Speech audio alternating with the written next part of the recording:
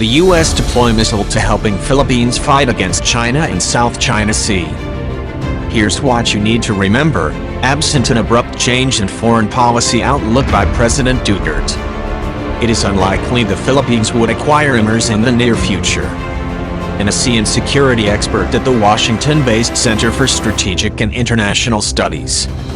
In addition to the price tag, Duterte would likely find HIMARS to be too provocative as a grave as China.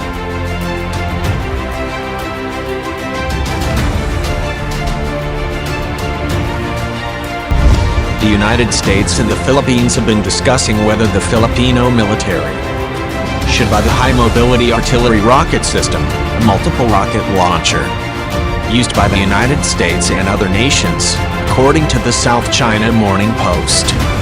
If deployed in long-range, precision-guided rockets fired by the system would be able to strike Chinese man-made islands on reefs in the Spratly chain.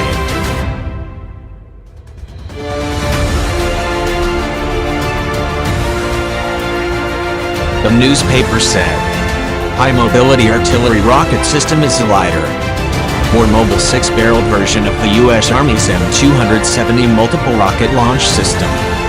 It can shoot rockets out to 70 kilometers, 43 miles, and GPS-guided ballistic missiles out to 300 kilometers, 186 miles.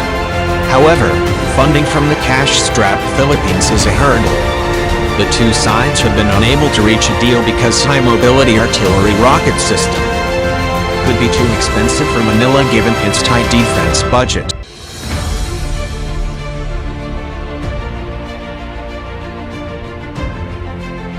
Exactly how much does HIMARS cost? Manufacturer Lockheed Martin refused to give cost estimates, instead referring queries to the U.S. Army's Aviation and Missile Command, which didn't respond to questions. The cost of HIMARS is split between the launcher itself and separate contracts for various munitions including guided and unguided rockets, the longer-range Army tactical missile system, and weapons under development such as extended-range rockets and the precision strike missile.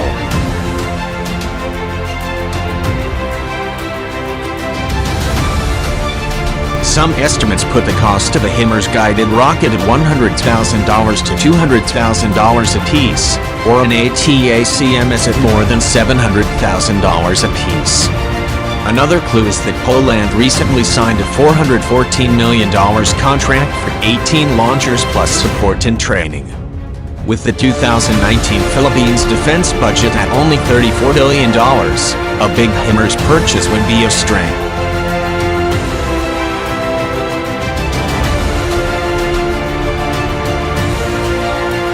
Yet HIMARS is still a cheaper option than a $14 million Tomahawk cruise missile, and the Philippines had already had a taste of HIMARS. The weapon was deployed there by US Marines in 2016 during the joint US-Philippines Balikatan exercises. Colin Ko-Swee-Leen, a Singaporean defense analyst, told the South China Morning Post that there were two possible locations for the system: Palawan Province in the Philippines and Thitu, or Songhai in Chinese, the largest island held by Manila in the disputed Spratly chain.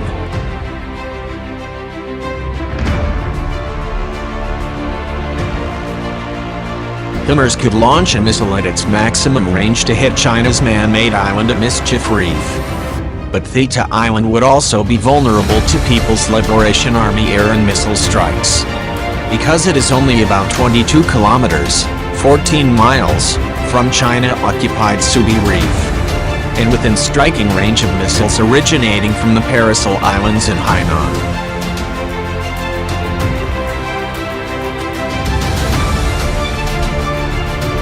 The cheaper price tag of HIMARS compared to other weapons does make it attractive.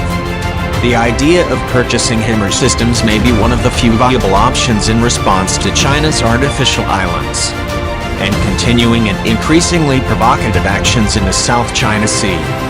J. Bertong Buckle, director of the Philippines-based Institute for Maritime Affairs and Law of the Sea.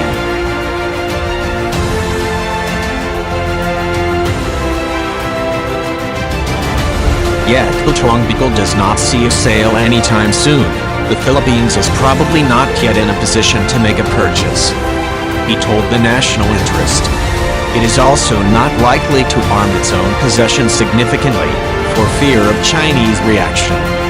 American experts agree, absent an abrupt change in foreign policy outlook by President Duterte, it is unlikely the Philippines would acquire HIMARS in the near future. An Asian security expert at the Washington-based Center for Strategic and International Studies.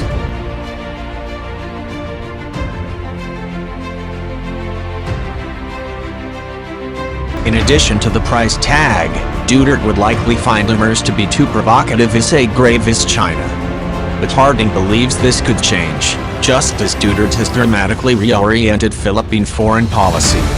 There could again be an abrupt change with the new president in 2022. A new president could also seek to accelerate the implementation of the U.S.-Philippines Enhanced Defense Cooperation Agreement, which could potentially provide an avenue for the United States to deploy systems such as HIMARS in the Philippines.